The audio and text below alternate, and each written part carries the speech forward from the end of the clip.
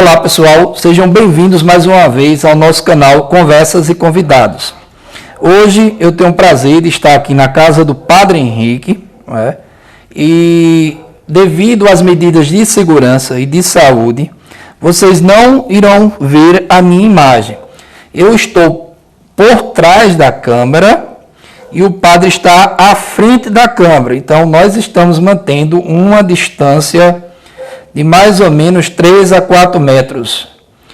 E aí, devido a essas medidas de segurança, já que nós dois estamos em quarentena, ele por ter 90 anos de idade e eu por ter problemas inerentes à respiração. Então, nós estamos nos precavendo muito bem e, em respeito um ao outro, nós estamos mantendo essa distância.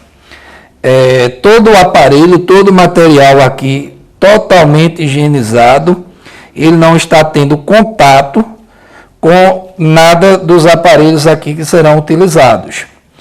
E aí, para mim é um prazer estar aqui com o Padre Henrique. Nós já tínhamos essa ideia de gravar, nós já tínhamos conversado antes, mas a oportunidade é Deus quem dá.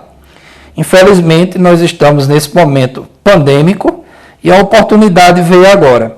Então, para aqueles que nos assistem, não tecerem suas críticas depois sobre as medidas de segurança, eu estou aqui na presença da nossa amiga Bezinha, que está ali de lado. Caso o padre não consiga ouvir minhas perguntas, ela irá repetir. Por pedido dela, ela não está saindo na imagem também. Então, ficará aqui o arquivo e a memória do Padre Henrique, que era uma coisa que nós tínhamos a vontade de coração, de dedicação à pessoa e ao trabalho dele, de guardar a memória viva desse padre tão querido aqui do município de Floresta, Pernambuco. E a primeira pergunta que eu vou fazer ao padre é se ele está consciente de que a sua imagem será levada para o mundo inteiro, se ele realmente autoriza, se ele tem realmente a vontade que eu grave, e leve a sua mensagem. O senhor autoriza, padre, que sua imagem seja levada para o mundo? Autorizo. Muito bem, Padre Henrique. Então, tá ok. Então, vamos começar. Então, é muito importante, de início, para mim, eu acho que para todos, é curioso, principalmente da minha pessoa, saber da sua história de vida, padre. O senhor poderia narrar, de uma forma bem sintetizada, um pouco da sua história de vida? O senhor que veio lá da Europa, é holandês, veio muito jovem, se consagrou lá, tornou-se padre e veio dedicar sua vida ao Brasil. O senhor poderia sintetizar de forma bem sucinta a sua história de vida aqui no Brasil? Pois. Em primeiro lugar, eu posso dizer que eu nasci na Holanda no dia 11 de novembro do ano 1929, no início do século passado. E nasci numa pequena aldeia da Holanda, no norte da Holanda, e estudei lá no curso primário, numa pequena escola, como era naquela época comum. 7 anos em seguida, o curso primário. E depois eu sonhei, de vez em quando, uma vez que tinha um padre, um carmelita, quando ele pregava, eu gostava de ouvir. Mas muitos outros padres, o vigário mesmo também, fizeram só medo à gente com as pregações sobre o inferno, o purgatório e todas essas coisas, sobre o pecado. Então, como aquele padre eu gostei e pensei também que quero ser padre também para explicar como o padre faz, Mas depois eu também estava gostando muito de uma menina, tinha 12, 13 anos, e não tive coragem para dizer aos meus pais, Eram pobres, nós éramos uma grande família, meus pais tinham 14 filhos, 6 homens e 8 mulheres, Uma grande família. Então, depois, Eita, padre. quando eu cresci e começou a ter a Guerra Mundial e a Holanda foi invadido pelo nazismo, então eu vi aquelas crueldades contra os judeus e aquele medo da vivência, todos os aviões da Inglaterra, dos Estados Unidos, passando por cima da Holanda para bombardear a Alemanha. 5 anos de agonia, não tinha tranquilidade, né? Mesmo a gente brincando, mas sempre com aquele medo de uma vez tínhamos esconder, bombardeamentos e tudo isso. Então, acho que isto influenciou um pouco a minha vocação. Então, quando eu tinha 16 anos, ou 17 quase, eu falei com aquele padre. Então ele diz, no seminário das dioceses só aceitam meninos até 12 anos. Depois de 12 anos não aceitam mais, né? Hoje eu digo porque não dava mais para fazer como lavagem cerebral, né? Então, mas ele diz, tem uma congregação que se chama para vocações tardias. Então eu me informei com a congregação da Sagrada Família e lá foi aceito. Então eu estudei como os missionários da Sagrada Família, que tinha suas missões na Indonésia, especialmente que era colônia da Holanda, né? E a congregação foi fundada na Holanda, mas o fundador era francês, mas pela situação religiosa na França, ele não poderia fundir a congregação lá, fundou na Holanda. Tá? E da Holanda a congregação se estendeu na Alemanha, para a Bélgica, para a França, para Chile, para a Indonésia, especialmente a Indonésia. Então eu me coloquei também para a Indonésia. Mas depois, nos tempos já no seminário maior, vieram uns bispos aqui do Brasil pedindo nos seminários padres para o interior de Pernambuco, em Floresta, quer dizer, o interior de Pernambuco e outros interiores do país, porque falta de padres. Então eu tinha lido um livro sobre o Brasil. O título, se me lembra bem, era, como se chama-se, era sobre o Mato Grosso.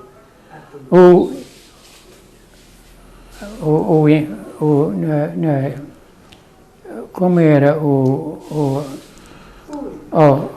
Inferno Verde de Mato Grosso. Então eu li aquele livro sobre o Brasil. Então me apaixonei pelo Brasil, né? Mas a nossa provincial da holandesa da congregação não tinha missões aqui, especialmente na Indonésia, que era a colônia da Holanda, né? Então, quando aqueles bispos vieram, o superior nos fez o convite, vocês, quem quiser, pode assinar. Então, com 3 outros, a gente assinou para o Brasil. E assim a gente chegou aqui no Brasil, né? O senhor já está com quantos anos que é padre aqui no Brasil? No Brasil, eu cheguei no Brasil no ano 1961, do século passado. Então, vamos dizer, depois, alguns anos passados, passei 1 ano e meio na Holanda de novo, né? Mas lá, eu nunca tinha vontade para voltar para a Holanda, porque fiz opção para ser missionário e queria ser missionário até o fim, né? Acho que, como eu já disse, que aquelas crueldades contra a humanidade influenciou também minha vocação para ser um pregador de paz, essas coisas, né? E também contra a pobreza nos países, vamos dizer, fora da Europa, que foram explorados sempre, e toda essa coisa influenciou a minha vocação. Então eu me ordenei quando eu tinha 29 anos. no mês no mês de julho. Então, voltei aqui para o Brasil. Então, quando eu saí da Holanda, a primeira coisa que eu disse ao meu superior, antes de entrar no navio, que eu disse ao meu superior, agora ninguém vai me prender mais nunca numa comunidade só de homens. Né? Porque eu nasci numa família com 8 irmãs, sempre eu estive com saudade da influência feminina. Né? E naquela época era difícil, tudo era homem. Os professores, os alunos, né? Era interno, e isto foi para mim um sacrifício. Né? Mas, uma vez que tinha o ideal na frente, aguentei. Então, pronto, eu me senti feliz quando aqui podia entrar nas paróquias, onde tinha de tudo, crianças, rapazes, moças, mulheres, né? Então, me senti feliz no Brasil. Muito bom, padre. Então, no caso, o senhor já, pelo que eu ouvi dizer, o senhor já completou 90 anos e mais de 60 anos de sacerdócio, não é isso? O senhor, no caso, já é aposentado, né? Eu quero dizer, na igreja não se aposenta, mas eles não pode continuar a trabalhar como padre, mas não sendo vigário. Ah, entendi. Não tendo então, mais. Se você aposenta, no caso, digamos que fosse uma profissão. Mas, é óbvio, para celebrar, para isso aí não tem como. Para pregar. Para se aposentar, só a morte, né? Falando um pouco assim, que é um tema que ninguém gosta de falar, o senhor tem medo da morte? Eu tinha medo da morte quando eu era novo. Eu me lembro ainda que quando eu tinha 8 anos, que juntos com meu pai, eu queria ir com ele. Era numa noite de inverno, com neve e frio, então tinha morrido uma mulher vizinha, né? Mais ou menos uns 10 minutos caminhando pela neve. E, então eu chorando porque queria ir também, porque nunca vi, nem sabia o que era um morto. Então lá eu me assustei quando eu olhei naquela luz de velas, aquele rosto branco, todo vestido de branco, né? Então me assustei. Depois eu me lembro que eu me perguntei ao meu pai, eu também vou morrer. Então meu pai disse, todo mundo vai morrer, mas você não precisa pensar na morte, você vai primeiro viver. Meu pai tinha só 6 meses de curso primário, mas era um homem inteligente. Aprendeu a ler e escrever e somar no casamento de minha mãe, que tinha o curso primário completo, que era inteligente. Né? Muito bom. Então, pronto. Depois, eu, terminando a escola de primário, então a gente começou a trabalhar já. Né? Nas férias também, 10 anos em diante, a gente estava trabalhando nas férias todas da escola na fazenda, porque sempre estava ruim financeiramente naquela época, e uma família grande era até, nesse sentido, uma vantagem, e então a gente arrancava batatas, trabalhando em outras fazendas também, para juntar juntos dinheiro para nos manter. E depois veio a Guerra Mundial, quando eu tinha 10 anos até 15 anos. Então, com 17 anos, eu fui para o Seminário da Sagrada Família para me preparar para as missões. E com 29 anos fui ordenado, e em 1961, no dia do meu aniversário, 26 de novembro, eu pulei aqui no país em que eu queria trabalhar para a igreja. No país no qual o senhor retornou, né? Porque o senhor tentou uma nova adaptação na Holanda, que eu soube, o senhor voltou à Holanda, mas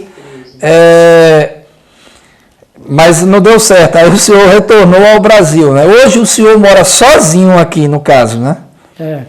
O meu retorno no Brasil foi interessante.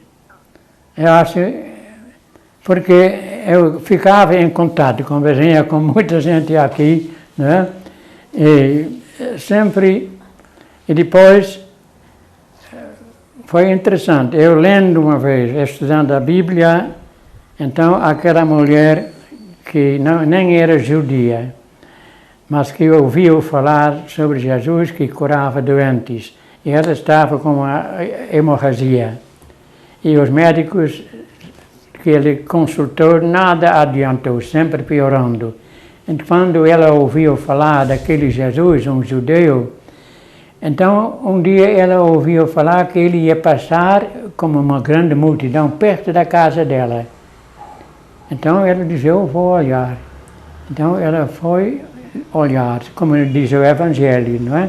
Ela olhou Jesus, dizendo, só tocando a roupa daquele homem, eu vou ficar curada. Então ela passou por todo mundo dentro, lutando para chegar perto, tocou a roupa dele e o evangelista, ela se sentia curada. Então Jesus disse uma coisa interessante, disse aos seus discípulos, quem me tocou? Quem tocou na minha roupa? Os discípulos diziam, como pode perguntar isto? Numa multidão deste, todo mundo empurrando um ao outro. Não, mas alguém tocou na minha roupa, porque saiu de mim uma força. Então foi, como eu interpreto isto, aquela mulher, a fé dela, não é? Tocou no dom de saber curar de Jesus. Ele nem sabia, ele mesmo nem sabia que ele tinha curado aquela mulher. Então ela se admirou, dizendo, mulher, grande é a tua fé. Então uma manhã eu me acordei lá na Holanda e pensando nisso. E uma vez me deu a vontade para voltar para o Brasil. A vontade, não sei, é uma vontade forte, não tinha mais dúvida. Ninguém me tirava mais da cabeça, nem meus parentes, nem a congregação, eu volto para o Brasil. Depois eu pensei, uma vez que vocês, muitas vezes, aqui tem muita gente rezando para o Senhor voltar. Acho que alguma oração daquele povo foi muito forte, em mim, né? E conseguiram me puxar de novo para cá. Né? Estou de novo aqui contente. Muito bom, padre. Outra coisa interessante que contente. Muito bom, padre. Outra coisa interessante que o senhor há uns meses atrás, eu acho que lá para muito antes do fim do ano, antes dessa pandemia aí, muito tempo antes, o senhor adquiriu alguns livros meus, né, através de Bezia, né? E aí eu sei que o senhor é um grande leitor. Ela também me deu uns livros do senhor, 2 livros, aos quais eu li, né, para poder entender um pouco a sua personalidade, a sua pessoa. Então, além de escritor, o senhor também é um grande leitor, né? O senhor gosta muito de ler. Que mensagem o senhor deixaria para aqueles que estão nos assistindo a importância da leitura para a transformação das vidas nas pessoas? O que a leitura te trouxe como pessoa, como sujeito hoje? O que é que a leitura lhe transformou na sua vida?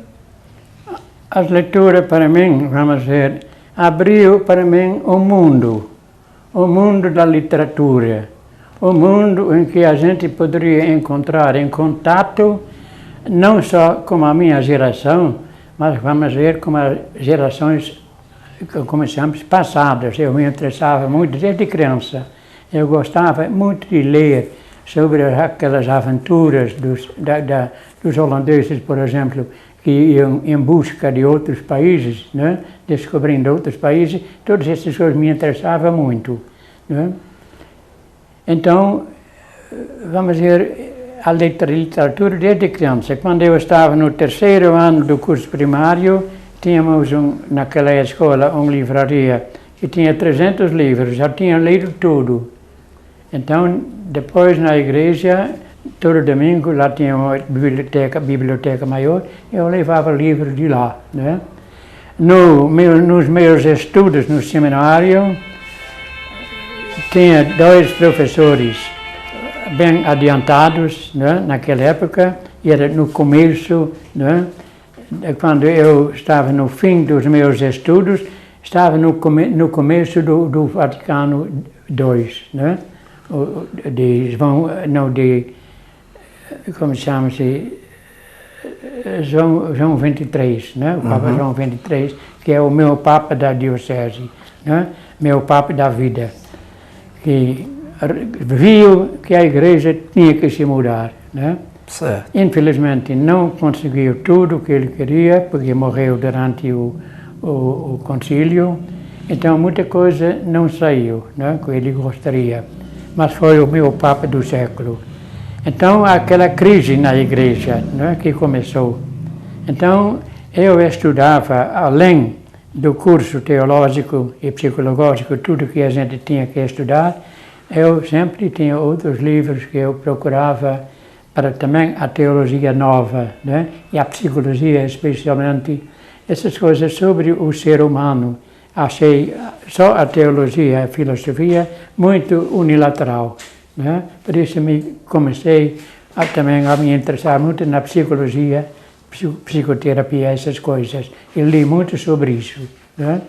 E por isso tenho uma certa ideia a respeito disso, me ajuda muito na pastoral também. Especialmente a respeito da confissão, né? Porque a confissão, vamos dizer, colocava muita gente no desespero, o pecador, e não, como chama-se, eu digo sempre, João Batista pregava o perdão, né? Não, o pecado, né? Deus já está com o machado na mão, né? Mas Jesus veio e que pregou o perdão do pecado. E quando ele foi batizado, não apareceu o machado para cortar árvores vidas, mas apareceu uma pomba, né? Que sentou no ombro dele. O sinal da paz, né? A pomba é o bichinho da paz. Jesus trouxe a paz, né? A paz esteja convosco, né? Era a saudação dele. Quer dizer, todas essas coisas me ajudaram também na minha pregação e orientação pastoral. Muitas vezes entrando um pouquinho em choque com outros padres, mas nunca foi fanático, né? Sempre respeitando a formação e a ideia de cada um, mas sem me deixar também, nem pelos bispos, vamos dizer, autoridade, não. Religião não é autoridade, a religião não é uma obrigação, é uma graça, né? É uma graça, e a autoridade da Igreja também não é mandar, né? Jesus deixou isto bem claro, eu sempre prego isto, e digo isso em toda parte, quando os discípulos começaram. Quando ele falou sobre o reino de Deus, um reino, eles pensavam, o reino de Davi, o grande rei, vai se renovar. Esse Jesus que estava profetizado, né? Então, os discípulos dele já começaram a brigar. Quem de nós será o primeiro, né? Jesus chamou, olhe, meu reino não é deste mundo. Quem de vocês quer ser grande, deve servir a todos, como eu, que sou o mestre de vocês, como vocês dizem, eu sou, mas eu também, eu não vim para ser servido, mas para servir, até dar a minha vida para o povo, né? Este texto também sempre ficou comigo, né? Como alguns outros textos. Quando vem o desespero, de vez em quando, será que eu estou salvo? Será que quando muita gente tem, especialmente na idade avançada, sabendo que a morte vai demorar, será que eu vou para o céu? Eu tenho tanto pecado e não sei o quê. Então, eu sempre uso um texto para explicar isto, dizendo, um dia Jesus disse, como é difícil um rico entrar no reino de Deus. É mais fácil um camelo passar pela agulha do que um rico entrar no reino de Deus. Então os discípulos diziam, então um elefante passar pelo agulho, pelo buraquinho do agulho, então quem pode se salvar? Então Jesus diz, isto é impossível para vocês, mas para Deus nada é possível. Né? Quer dizer, não é religião, não é simplesmente moralismo. É uma mensagem. Evangelho significa alegria, boa notícia. Este foi sempre meio luz. Né? E também a vida sobre além da morte. Jesus sempre dizia, eu vim para que todos tenham vida, e vida em abundância. Ele não falava sobre morte e castigo, vida em abundância. E com essas parábolas na linguagem simbólica, por exemplo, a multiplicação de pães, pão de sobra, né? Vinho de sobra, peixes pescando de sobra, tudo é a vida, a vida. O que Deus está... Vocês rezam o Pai Nosso, né? Eu digo sempre ao povo. Lá tem também a oração, seja feita a vossa vontade. Então, a vontade de Deus é o quê? Jesus diz, a vontade de Deus é esta, que todos aqueles que creem na minha palavra tenham vida eterna. Né? Quer dizer, a minha pregação é sempre positiva, sem negar a ruindade, o pecado. Existe, mas existe o perdão antes de tudo. A misericórdia de Deus vai além da nossa fraqueza humana. Esta é mais ou menos a minha orientação. E por isso eu divido sempre a pessoa humana. Nós temos a nossa vida física, biológica, né? Nós temos também a nossa vida emocional, nós temos também a nossa vida espiritual. Os principais, não tem muitas outras fases da vida social e tudo isso, sexual, mas esses primeiros. Então eu dou sempre muito valor à vida espiritual, que é muito esquecida na igreja.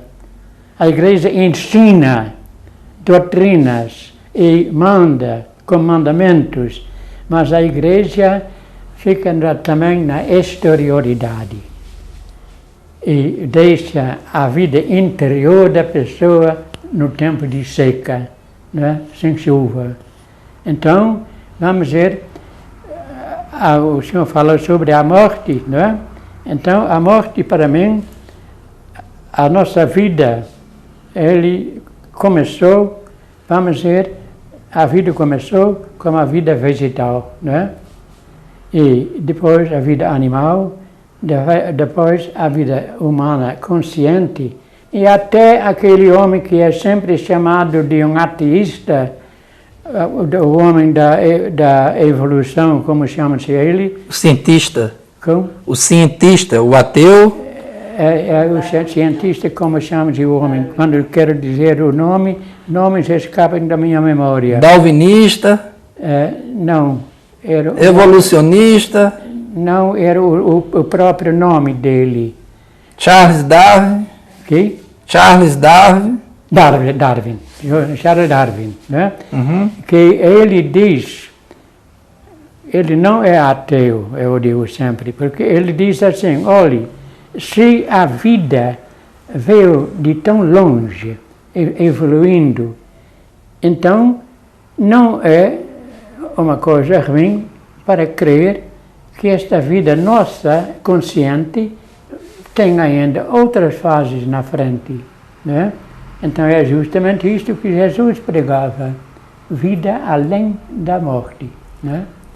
Então isso também é um dos meus assuntos sempre. Nós temos que tomar a vida toda, mas não deve mais acontecer o que aconteceu com a Igreja Católica, se afastando demais da Bíblia e mais pela filosofia grega, né? E se esquecendo, querendo ensinar racionalismo. Na igreja nossa hoje é racionalista demais, nas pregações ensinando, né? Nas escolas também, no livro do catecismo, ensinando, decorar coisas, saber os 10 mandamentos e tanta outra coisa. Ensinar como na escola, racionalmente. Peraí. Pode continuar. Tranquilo. Então, o lado espiritual, nas igrejas também, os protestantes começaram já a reclamar isto, né? Lutero, Calvino, já também a desenvolver a vida interior religiosa, né? A vida, vamos dizer, a vida religiosa é um aspecto do ser humano desde o início, né? Muito antes da Bíblia, os povos tinham sua fé numa vida que vai além da vida humana, a vida dos deuses, né? Correto. Quer dizer, eles tinham também já uma noção que esta vida não pode ser a única coisa. A gente não pode ter nascido com tanta coisa, fazendo tanta coisa e depois morrer, né? O sentido da vida, né? Para que, finalmente, a vida é um mistério. Eu mesmo, de vez em quando, na minha idade agora, tem noites que eu sonho feliz. Feliz que nasci, que estou na vida, que a vida continua, né? Por isso, eu perdi um pouquinho o medo da morte. A gente está com medo da agonia, né? Quando eu estou fazendo a encomendação de falecidos, o povo presta bem atenção.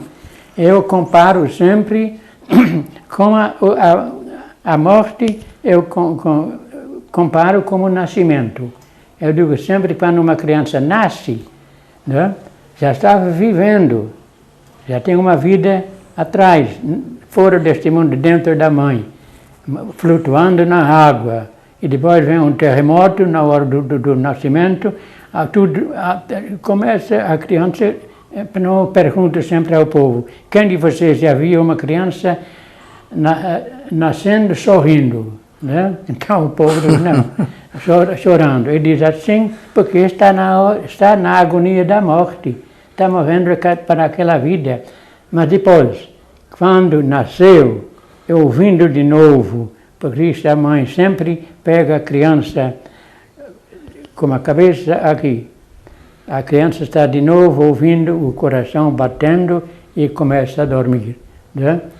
E então eu digo, a agonia da morte é a mesma coisa, são as dores do parto. A gente está nascendo, nós somos batizados, e nosso batismo, como disse Jesus, a Nicodemos, né?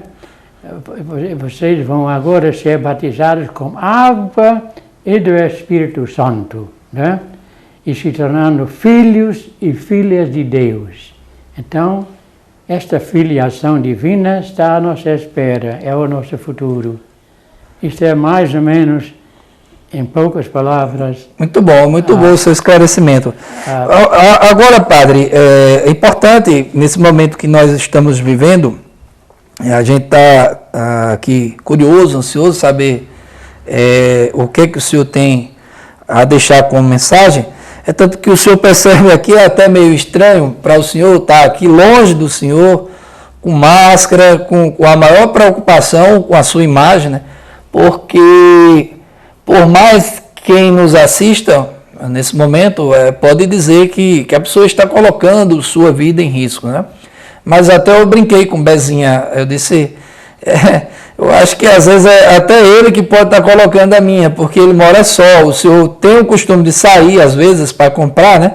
E o senhor, diante dessa pandemia, o senhor não tem medo, assim, porque realmente é uma doença que está matando muitos no mundo.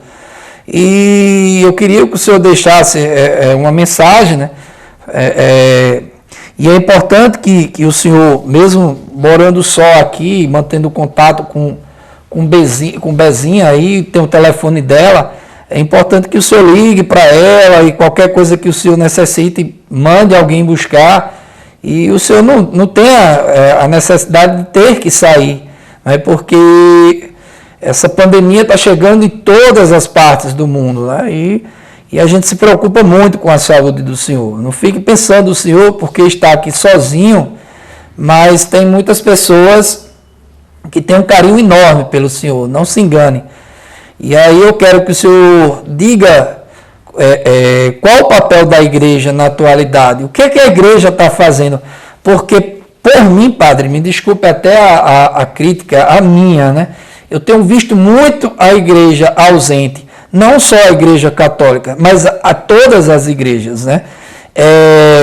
Eu vejo uma ausência. Eles estão fazendo alguns movimentos, como igrejas, as missas online, eles estão mantendo contato com os fiéis, mas não é nesse sentido que eu estou falando da ausência da igreja. Eu acho que diante do governo, se posicionando com o governo mesmo, eu acho que as igrejas elas estão um pouco omissas e muito politizadas ultimamente.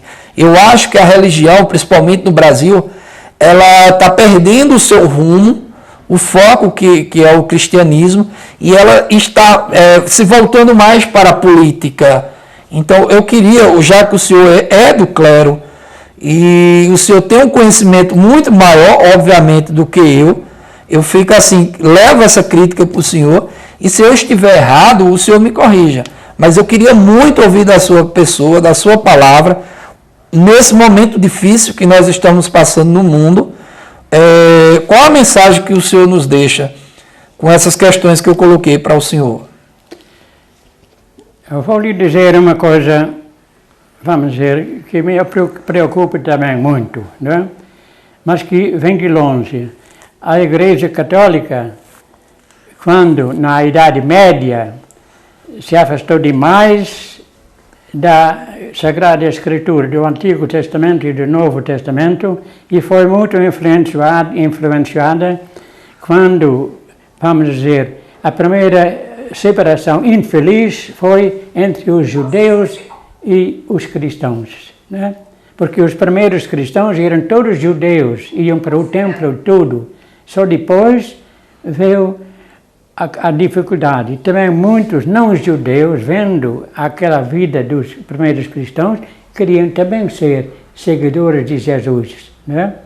Os primeiros cristãos foram chamados os seguidores do caminho. Talvez por causa que Jesus diz um dia, eu sou a verdade, eu sou o caminho, a verdade e a vida, né? Porque eles também, para se esconder o nome de cristão, eles se chamam os seguidores do caminho. Mas depois veio a dificuldade, aqueles não cristãos, que queriam também ser seguidor de Jesus. Estes tinham que se circuncidar e seguir todas as leis dos judeus, quer dizer, se tornar primeiro judeu para depois de ser cristão. Então veio a briga, né? Então se resolveu que também os não-judeus poderiam ser seguidores de Jesus sem a circuncisão e também sem todas aquelas leis de Moisés do Antigo Testamento. Então, o que aconteceu? Primeiro, os judeus estavam perseguindo os seguidores de Jesus, os judeus. Jesus também era judeu, né? A gente não deve se esquecer disso. Então, vamos ver, houve uma distância da igreja, seguindo mais ideias filosóficas dos gregos, né, e dos romanos, do que a Sagrada Escritura. Então aconteceu o que aconteceu com a primeira aliança, com o Antigo Testamento. O povo de Israel falhou em sua missão para ser uma luz brilhante de convivência nacional, né? Uma vez que eles sabiam o que era ser um povo escravizado, então recebiam a vocação de ser uma luz para todas as nações, de uma convivência nacional humana, verdadeiramente humana, né? Então, Israel falhou. Então, o cristianismo continuou com isso. Jesus, que era judeu, queria renovar esta nação, retomar a vocação original. Com seus discípulos, um pequeno grupo, e conseguiu. Ele mesmo foi morto, mas deixou um grupinho bem preparado, bem, como chamam-se, que realmente tiveram experiência da sua vida depois da morte, né? E que cresciam muito. Então, cresceram tanto que depois da separação dos judeus, Jerusalém foi destruído, o povo de Israel não existia mais, os grupos de judeus se espalharam pelo mundo inteiro sem ter uma nação própria. Hoje tem de novo, né? Israel. Então, todas essas coisas, né? Então, a Igreja Católica, quando se tornou Igreja oficial do Império Romano, tomou em sua construção, em toda a sua estrutura, a estrutura do Império Romano. Papa, cardeal, bispo, padre, como o imperador romano. Quando o Império Romano caiu, né, a primeira ocidental, então o Papa se tornou quase imperador daquele mundo lá, né? E depois também começamos as mitras. Eu digo sempre, se algum dia Jesus voltasse, entrando no Vaticano, vendo lá aquela coisa brilhante tudo, aquelas cardeais com aquela roupona caríssima no corpo, com mitras na cabeça, Jesus ia perguntar a alguém, pode me dizer que religião é esta? Não ia reconhecer, né? Aí a crise da igreja está aqui. Então nós temos, vamos dizer, a felicidade, o povo está acordando.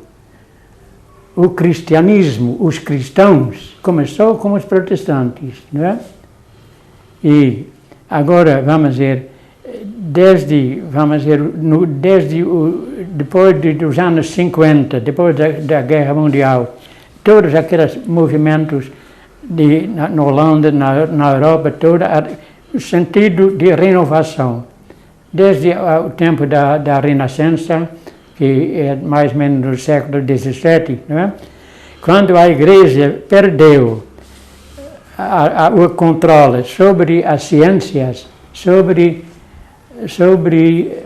vamos dizer, sobre o cuidar dos idosos, dos doentes, tudo isso estava nas mãos da Igreja, não é? Então a Igreja devagarinho, chama-se o proletariado, não é? Uhum. O povo mesmo tomou conta das coisas, não é? Então a Igreja se fechou num asilo, só se preocupando com suas próprias dogmas, com sua própria estruturação, e o mundo se desenvolvendo muito diferente do que da Idade Média, como as ciências se desenvolveram, né? O que nós temos, eletricidade, até força atômica, tudo isso, mas a Igreja continua a conviver na Idade Média, com sua estrutura. O Papa, o Bispo, o Cardeal, o Bispo, o poder, né?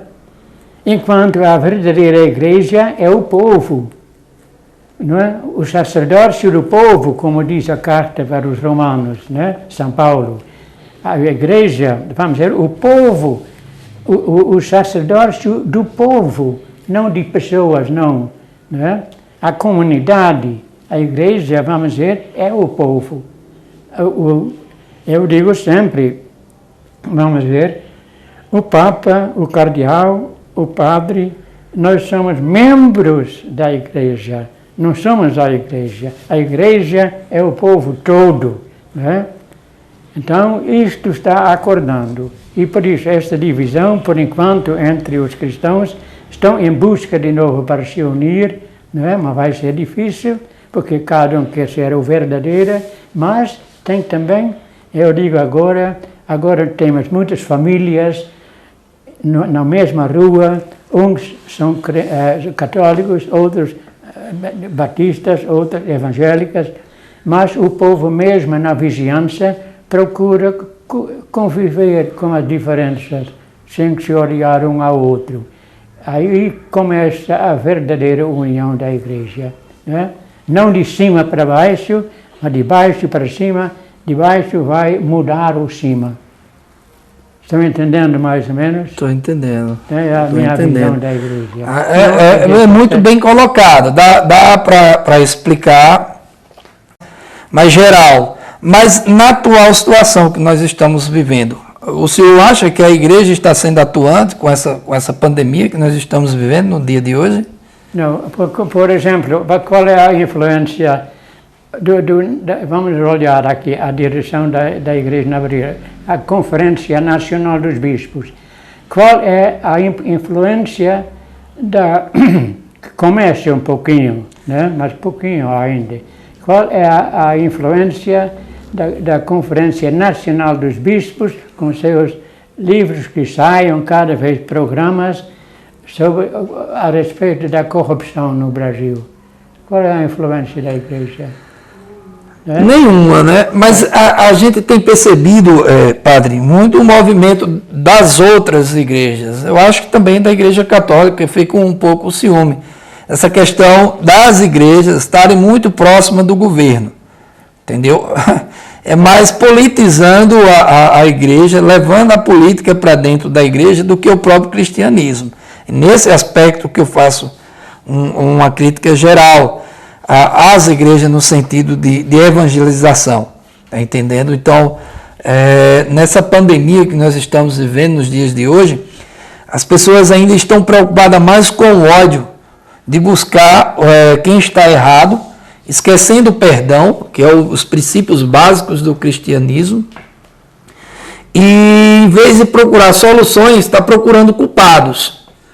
E aí eu não vejo uma posição das igrejas, uma posição mais evangelizada, mais voltada para o cristianismo e trazer mais um pouco de paz para a população, porque nós estamos vivendo um momento de terror.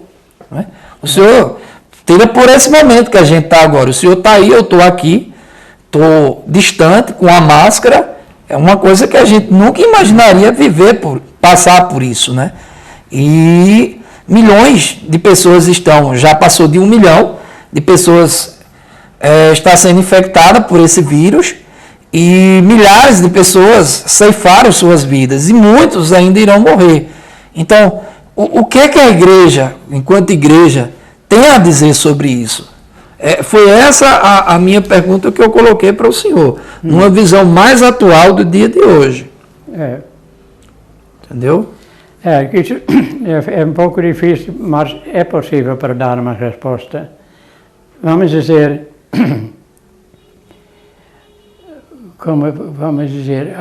o ser humano é dividido em vários aspectos, né? Vamos dizer os três mais importantes. A gente tem uma vida física, a gente tem uma vida emocional, de uma maneira psíquica, e a gente tem uma vida espiritual, né? Vamos primeiro ficar com esses três. Então, o que aconteceu na igreja vamos dizer, o lado espiritual diminuiu cada vez menor. Também a igreja se torna materialista, né? Começamos a construções e também ensinamentos, mandamentos, e como eu sempre estou defendendo, a igreja não deve ser não deve ser tomar o lugar da consciência do povo, mas a igreja deve orientar o povo para cada um formar sua própria consciência e coragem de seguir sua própria consciência, como Jesus ensinava, né? Sempre o que eu digo está tudo baseado no meu informante, que é sempre Jesus de Nazaré, né? Então, vamos dizer, como esta epidemia, né, a igreja não tem uma resposta, né? Claro, epidemias sempre estiveram, muitos grandes, de vez em quando aldeias inteiras desapareciam, né? Agora, como as medicinas e as providências que eles estão tomando agora, né, no mundo inteiro, e aqui até a gente vê que o nosso mundo é pequeno. como se chama, Coronavírus. Está ensinando que o mundo é pequeno. Esta doença está em toda parte e todo mundo está procurando, ajudando um ao outro, fazendo quase todos a mesma coisa, né, para se defender, o que antigamente não tinha. Né? Então, essas coisas devem acordar a igreja. Né? Eu não tenho raiva da igreja, mas eu estou, como chama-se, eu me sinto triste com a situação da igreja hoje e a dureza para mudar. Por exemplo, o Papa Francisco falou uma vez lá aqui nas Amazonas, onde tem uma falta de padres muito grande, que para também homens casados de lá, fazendo um curso a coisas principais do Evangelho e ordinar para celebrar juntos também viver o Evangelho lá. Então, mas o outro Papa aposentado e outro já em cima, né? Ele já deu um passo para trás, né? Que aí está. Mas isto não vai continuar, o Vaticano vai cair. E deve. Né? Deve, porque a igreja está agora, vamos dizer, as congregações naquela época, ordens ainda é outra coisa, né? São os monges, mas as congregações ativas, franciscanos, dominicanos, Sagrada Família e tantas outras congregações que tem, né? Mas todos hoje fazem a mesma coisa, porque o mundo mudou, né? O mundo mudou. Hoje, vamos dizer, quem está tomando conta dos doentes é o governo, é a política. Quem está tomando conta da educação não é mais a igreja, é a política. Tudo isso. A igreja está cada vez num terreno mais limitado. Está lá chorando e esperando o passado voltar. Não vai não. O que vai chegar é o futuro. E vai vir da base. Né? Já começou com o protestantismo, que cresceu muito. Quando eu cheguei aqui em Floresta, passei um ano, 1965, não tinha protestantes aqui. Era tudo católico. Né? Mas vamos dizer, hoje em dia, quase todo mundo ia para a igreja. Mas hoje as igrejas também estão... Tem ainda muita gente frequentando, mas muito mais que não estão frequentando. Né? Então, isto é um sinal ruim. Né? Então, a igreja deve procurar, na base, consultar a base, como nós podemos, não só nós lá de Roma, mas nós todos juntos, como nós poderíamos fazer. Porque eu digo sempre, o futuro da igreja está a procurar agora como chamamos, o ecumenismo, né? Aquela união de várias igrejas para procurar união. Até isso começou em 48, mas até hoje cada igreja quer ser o primeiro, né? Então, na base, o povo está começando até numa família só. O pai pode ser crente e a mulher é católica, mas vivem, né? Nós temos que aprender, como Jesus ensinava, nós temos que aprender, nós cristãos todos, tanto protestantes como católicos, todas as igrejas, nós temos que aprender de viver com diferenças, sem se odiar. Né? Simplesmente dizendo, pronto, nós todos acreditamos em Deus, nós todos acreditamos na mensagem de Jesus de Nazaré. Vamos nos basear sobre isso. As interpretações podem ser diferentes, porque cada cultura é diferente. Mas o que aconteceu depois, quando o Papa de Roma tomou conta do mundo todo, como a Igreja, né? Então, lá na Europa também, no meu país, eles tinham que primeiro se tornar romanos, né? Para poder ser católico, né? E assim todo. Então, o cristianismo é contra a vontade, dominando, né? Então, nesta crise nós estamos hoje. Mas também tem muitas coisas positivas. E num lugar onde a gente nem estava esperando, nas ciências. que estão com as suas descobertas, estão também, como chama-se, eles estão também numa crise. Eles têm que imitar agora a igreja que fala sobre coisas além da morte. Eles estão descobrindo agora, vamos dizer, no microcosmo, coisas que existem, que eles sabem que existem, não sabem o que é, e para falar sobre aquilo não tem palavras para isso, tem que procurar símbolos, como a igreja na religião usa símbolos, né? Por exemplo, São Pedro traiu 3 vezes Jesus no tempo da paixão, né? Não conheço esse homem, né? Antes, no Evangelho escrito depois, quando os Evangelhos foram escritos, o primeiro carta de São Paulo foi escrito 40 anos depois da morte de Jesus. Os Evangelhos mais tarde ainda, né? O Evangelho de João foi escrito mais ou menos no fim do século I ou no século, começo do século II. Mas vamos dizer, toda essa estrutura mudou. E agora as ciências estão agora também voltando, como o grande físico Albert Einstein, né? Ele diz assim, que as ciências que queriam substituir as religiões para explicar o universo e o mundo, as ciências estão andando manquejando, né? Estão aleijados. Mas a religião sem as ciências hoje está cego, né? Os dois agora vão se encontrando. Aí está um tipo, vamos ver, de muita esperança para o nosso tempo.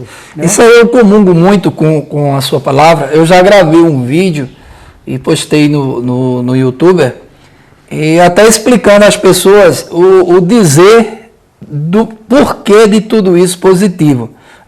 Até eu digo, por que eu estou dizendo que morrer pessoas é positivo? Obviamente não é nesse aspecto que eu quis dizer. Infelizmente, muitos terão que morrer para ficar esse exemplo. Mas o mundo, ele mudou. Realmente, as pessoas estão vendo mais os velhos, que não via antes, estão se preocupando mais um com os outros, e a própria natureza, a natureza enquanto terra, ela também está reagindo. As pessoas ficando mais em casa, a poluição está diminuindo, né? Os lugares estão aparecendo mais limpos. Então eu estou vendo também uma reação da própria natureza. Não esquecendo nós que também somos natureza. Nós somos elementos químicos, nós somos água, né? Somos natureza provida de um espírito. Então, tudo isso, infelizmente, esses enfermos, como assim eu posso dizer, que nos acontece, que infelizmente nos incomoda, tem uma positividade. E se isso é da fé de cada um, crê que seja a natureza ou Deus, cada um que o creia da sua forma, não importa até aqui a crença, porque essa transformação, padre, ela vai vir de todo jeito. Eu fico muito admirado com sua pessoa, por ser um senhor de 90 anos, se esperava que o senhor fosse um ultraconservador. Mas o senhor, com muita propriedade, coloca suas críticas sabiamente. Eu coloco o senhor até como sábio mesmo, como intelectual, porque o senhor é como se diz no popular, dá um tiro no pé. Mas não é dar um tiro no pé porque o senhor não está errado. Fazer uma autocrítica, falar daquilo que o senhor viveu mais de 60 anos dentro, não há pessoa melhor que tenha a melhor propriedade de falar tudo o que o senhor falou. E isso serve como exemplo positivo, né? Aqueles conservadores da igreja que nos escutar nesse momento, por exemplo, que podem tecer suas críticas, discordar de tudo que o senhor falou, ninguém é obrigado a concordar, né? Mas eu vejo de forma muito positiva, muito bonita, eu fico muito emocionado até de estar nesse momento ouvindo tudo que o senhor falou. É uma coisa, padre, que realmente nos leva a uma boa mensagem, essa simplicidade, essa humildade que o senhor tem, e de falar de forma tão assim, tão bem explicada, de forma tão bem consciente, e me deixa até emocionado, como eu lhe disse antes, né? Tá aqui Bezinha também, deve estar muito satisfeita. Eu fico muito satisfeito com essa gravação, essa memória viva. Inclusive o senhor já pediu para ficar no seu computador, e com certeza eu vou arrumar os meios de deixar esse arquivo com o senhor de forma segura, né, higienizada, num pendrive, alguma coisa. E é Deus que nos inspira de estar aqui nesse momento. É Deus que, acima de tudo, nos faz que nós estivéssemos aqui nesse momento, guardando essa memória viva do Senhor. Não sei se o Senhor já fez isso alguma vez na vida, mas isso é a modernidade, né? Está aqui a gente gravando sua mensagem, levando, para daqui a pouco isso ser levado para o mundo inteiro, imortalizando o seu pensamento, que, ao meu ver, pode ser o pensamento de muitos, não é? E a vida da gente, padre, ela se concretiza com a felicidade do outro. Eu sempre penso isso. A vida da gente, ela só se objetiva, padre, quando você leva para o outro o bem-estar. E eu acho que é o papel que o senhor sempre levou na sua vida. Pelo tempo que eu conheço o senhor que batizou meu filho há mais de 10 anos, o senhor nunca mudou de postura, nunca mudou de palavra, sempre defendeu suas ideias e sempre pregou o bem para com o outro. Mesmo na sua forma crítica, na sua forma suavemente dura de ser, um duro bom, que às vezes a gente precisa de um puxãozinho de orelha. Então o senhor dá esse puxãozinho de orelha que é bom, que é o que infelizmente hoje não se faz com as crianças. Se deixa muito livre as crianças para serem educadas muitas vezes por um mundo que deseduca, não é? Por informações que infelizmente não educam. Que a leitura, por exemplo, a falta de leitura, a falta de respeito aos pais, a falta de comunidade com a família, a ausência na igreja, né? As pessoas não estão indo mais às igrejas, as famílias ainda vão, como o senhor diz, mas muito pouco. Então eu fico muito grato do senhor conceder essa entrevista. Esse memorial vai ficar para as nossas vidas, o resto das nossas vidas. Fico triste de não poder estar aí com o senhor gravando a minha imagem junto à sua também, mas devido a essas condições, dessa necessidade de saúde, de se proteger, de respeitar o outro e fazer com que o outro se sinta seguro, é que eu tomei essa postura, certo? E aí a gente já está perto de encerrar a nossa entrevista, mas antes de encerrar eu quero que o senhor, já que o senhor veio da Holanda novamente, para continuar a sua vida aqui no sertão de Pernambuco, o senhor só não trabalhou aqui em Floresta, eu sei que o senhor trabalhou em outras cidades, mas o senhor veio parar aqui, em Floresta.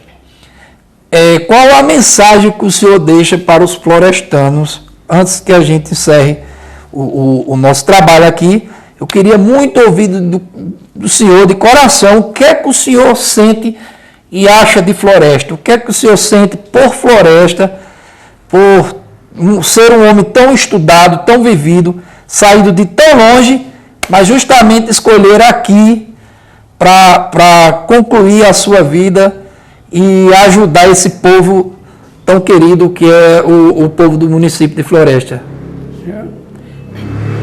Não, quando... Quer água? Pega um pouquinho d'água, Bezinha, para ele? Não, sai já. Porque eu gostaria mais de dizer que eu gosto muito do povo sertanejo.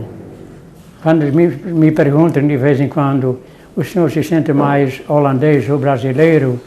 Eu digo sempre nem holandês, porque já era, nem português, que nunca vou ser, porque não nasci daqui, mas eu sou sertanejo, porque a minha vida está aqui no sertão.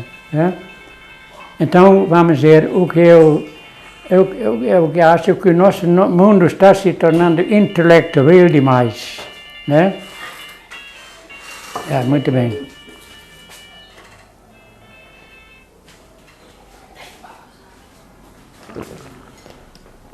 Intelectual demais.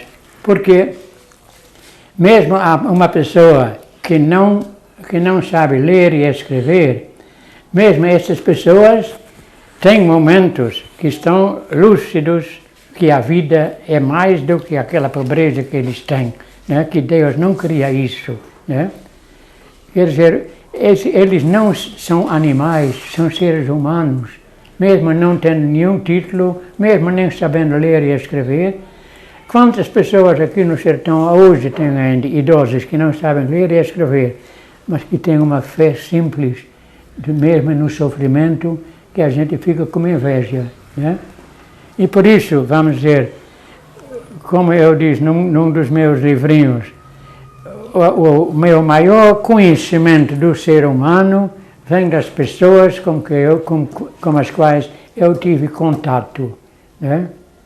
Livros que eu li também, mas também pessoas que encontrei, não somente entre os padres, entre os intelectuais, mas também entre fazendeiros, entre trabalhadores, mas que têm fé, né? Que têm uma fé simples, não conhecem todas as doutrinas da igreja, não sei o quê, mas eles são, por natureza, o ser humano é religioso, como também por natureza o ser humano é emocional, é social, é sexual e também o lado espiritual está em cada pessoa humana. Né? E nesta base a gente pode se encontrar. E finalmente, vamos ver para terminar, vamos ver a morte. Né? A morte, eu estou com medo do sofrimento. Né, todo mundo, né? A agonia, quando a gente vê aquela agonia da morte. Mas também eu estou muito curioso, porque hoje estamos cada vez mais sabendo, não somente através da pregação da igreja, mas através das próprias ciências, que a realidade é um pouco maior do que a nossa raciocínio pode alcançar. E aí estamos no lado da fé. Né? Uma fé que não é conhecer, mas é se tornar consciente. E por isso eu dou sempre muito valor, tanto nas escolas, né, como também na igreja, a palavra não pregar, mas conscientizar. Tornar a pessoa humana consciente do mistério da sua vida e também da morte. Né? Porque finalmente a morte está vencida por Nosso Senhor Jesus Cristo. Ele que também chamou o que a igreja não gosta muito de pregar, Jesus também uma vez deu um grito, dizendo: meu Deus, por que me abandonaste? E na horta dos oliveiras, tira este cálice de mim, suando até sangue. Né? Quer dizer, nós vamos ver, Jesus também tinha momentos que ele não viu mais nada, né? Como a pessoa humana de vez em quando tem. Né? Então, vamos ver, aqui também eu digo sempre, Jesus nos diz, um exemplo eu vos dei. Eu nasci como vocês, eu era criança como vocês, adulto, não alcancei a idade idosa, porque me mataram antes, né? Mas eu venci a morte. Eu estou continuando a viver e esta mensagem ele traduziu para nós através do Evangelho. Né? Uma boa notícia. A morte não é o fim. A nossa vida não é um beco sem saída. Tem alguém à nossa espera. Como diz o apóstolo São João, quando a pessoa vai fechar os olhos para esta vida, os olhos do seu pessoal, de sua persona batizada como Filho de Deus, vão se abrir e você vai saber quem era você sempre. Amém. Amém.